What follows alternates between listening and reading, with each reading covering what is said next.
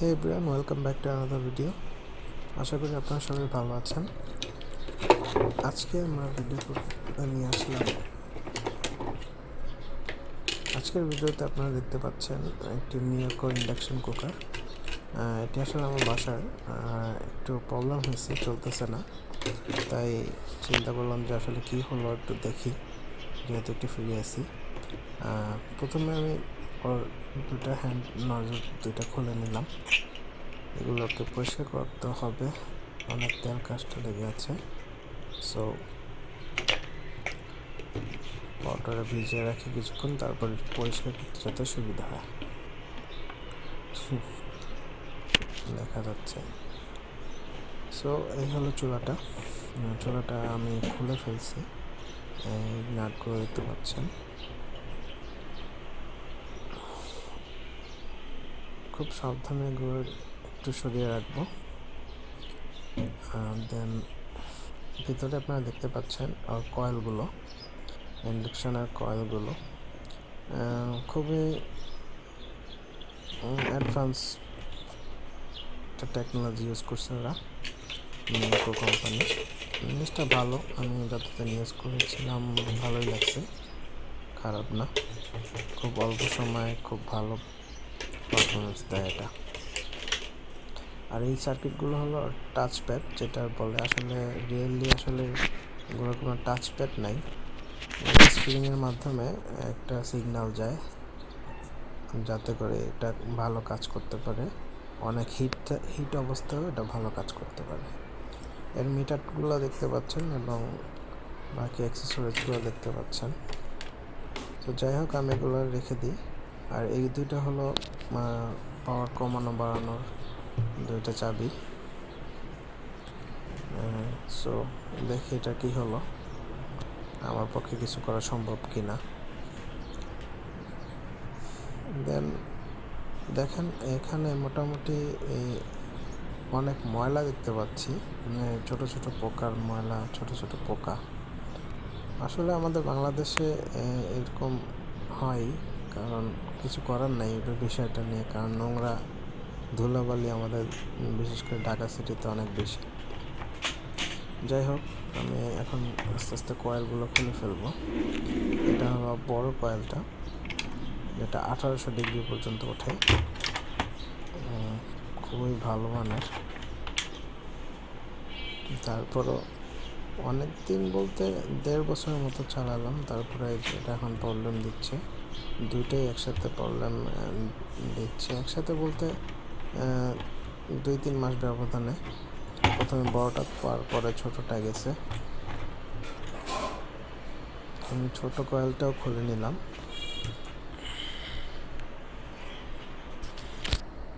So আপনারা এখন coil দুটোকে দেখতে পাচ্ছেন, কয়েল দুটো ওখানে রেখে দিলাম। আর এই হলো আপনার মেইন যে সার্কিট বোর্ডটা, কন্ট্রোলিং সিস্টেম সেটা এখানে আছে।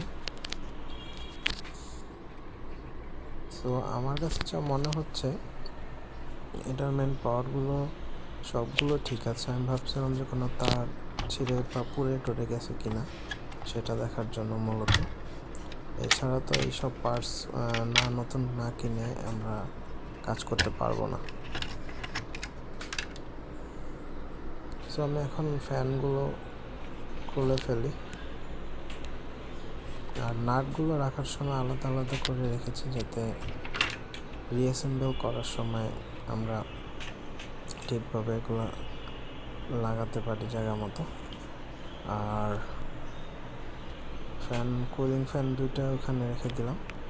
এখন মেন মাদারবোর্ড দুইটা আছে, মাদারবোর্ড দুইটা আমরা খুলে ফেলব। মেন পাওয়ার লাইনগুলো দেখতে পাচ্ছেন, একটা এই পাশ দিয়ে গেছে এবং আরেক পাশ দিয়ে গেল। সো এই হলো মেন পাওয়ার ইউনিট দুটা। মাদারবোর্ড, আমি ইন্ডাকশন কুকারের যে মাদারবোর্ড সেটা হলো এটা। আমার কাছে যা মনে হচ্ছে, ওর ভেতরে যে রিলে অথবা পাওয়ার ডিস্ট্রিবিউটের যেই পার্টটা, ওটাই সমস্যা হয়েছে, যার কারণে ও পাওয়ার পাচ্ছে না। মূলত প্রবলেম হলো দুইটা চুলাই অন হচ্ছে না। পাওয়ার দিলে যে অন হবে, অন হচ্ছে না সেটাই। আর তার প্রধান কারণ হতে পারে পাওয়ার সাপ্লাইটা প্রবলেম হয়েছে। সো আমার কাছে তো যেহেতু নতুন পাওয়ার সাপ্লাই আমি নাই, এগুলো হয়তো যেখান থেকে কিনেছি ওরা হয়তো দিতে পারবে। এটার এখন ওয়ারেন্টি আছে, 2 বছর ওয়ারেন্টি ছিল। দেখা যাক। তারপর এই হলো নাটগুলো, দেখেন এমন হিটের কারণে ওগুলো সব বাঁকা হয়ে গেছে।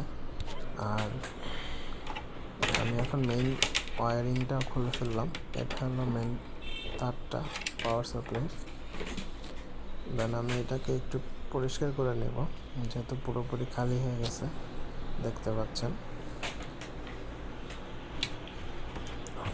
বিল্ড কোয়ালিটি কিন্তু খুব লাইট, আর চূড়াটাও খুব হালকা, অত বেশি ভারী না। তবে যেমন হালকা, তবে পারফরমেন্স অত খারাপ না, মোটামুটি চলে, ভালোই চলে। সো পরিষ্কার করে আমি আবার এগুলাকে আবার লাগিয়ে দিচ্ছি যার যার জায়গা মতো। আমি সবগুলো আলাদা আলাদা করে রেখেছিলাম, যে পাশেরটা সে পাশেই লাগাচ্ছি, উল্টা পাল্টা করছি না। কারণ একটা চলে 1800 ডিগ্রিতে, আরেকটা চলে 1300 ডিগ্রিতে। সো দুইটার মেকানিজম অবশ্যই আলাদা হবে। যাই হোক,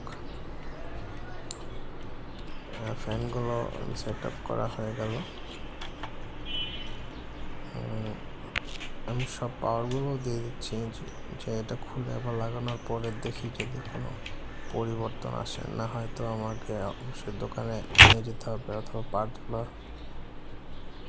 ঠিক করে নতুন কিনে নিয়ে আসতে হবে। এই দুটো হলো মেন কয়েলের পাওয়ার, দেখতে পাচ্ছেন।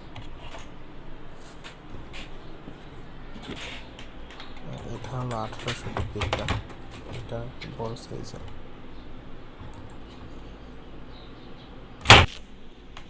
এটা দিয়ে মূলত সব কিছুই রান্না করা যায়, জন্য এটা ভালোই, খারাপ না।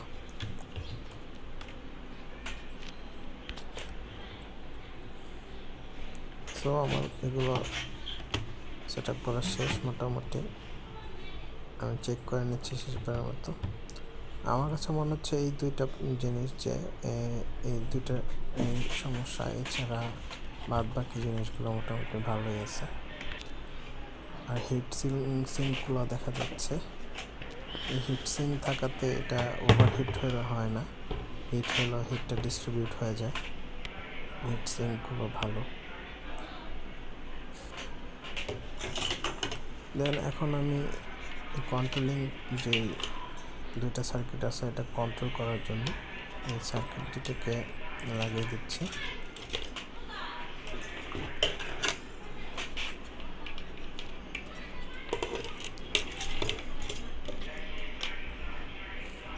আমার মতো বাসায় যারা এইসব ঘরের জিনিসপত্র খুলে ভেতরে কী আছে দেখতে চান, অথবা ঠিকঠাক করার যারা ইচ্ছা রাখেন, তাদের উদ্দেশ্যে বলবো যে যখন যেই কাজটাই করেন খুব সেফলি করবেন। বিদ্যুৎ থেকে খুব দূরে থাকতে বলবো না, আমি বলবো যে একটু সেফলি করার জন্য, কেয়ারফুলি করার জন্য, তাইলেই হবে।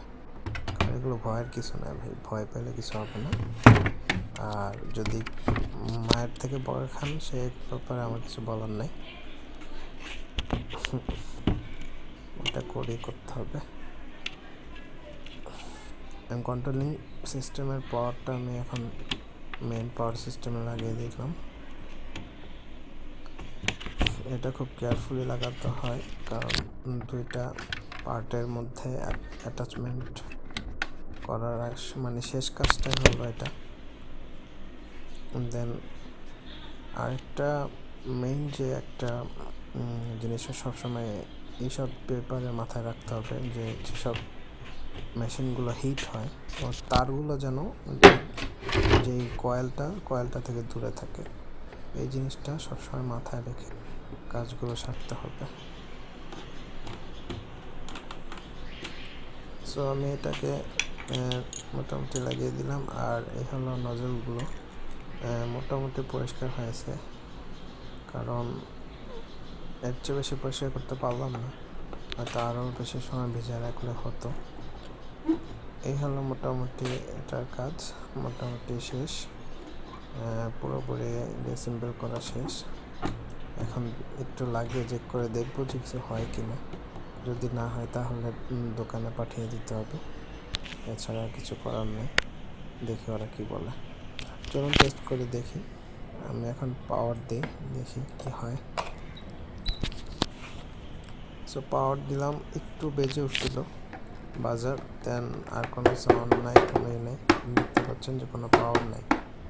যদি পাওয়ার থাকতো তাহলে এরকম লাইট জ্বলতো, যেহেতু পাওয়ার নাই সব কিছুই হচ্ছে না। সো দেন আসলে আমরা যা বোঝা গেল যে এটার মেইন যে মাদারবোর্ডটা ওইখানেই প্রবলেম আছে। সো ওটা দোকানদাররা করে দেবে। সে পর্যন্ত সবাই ভালো থাকবেন, সুস্থ থাকবেন, আল্লাহ হাফেজ।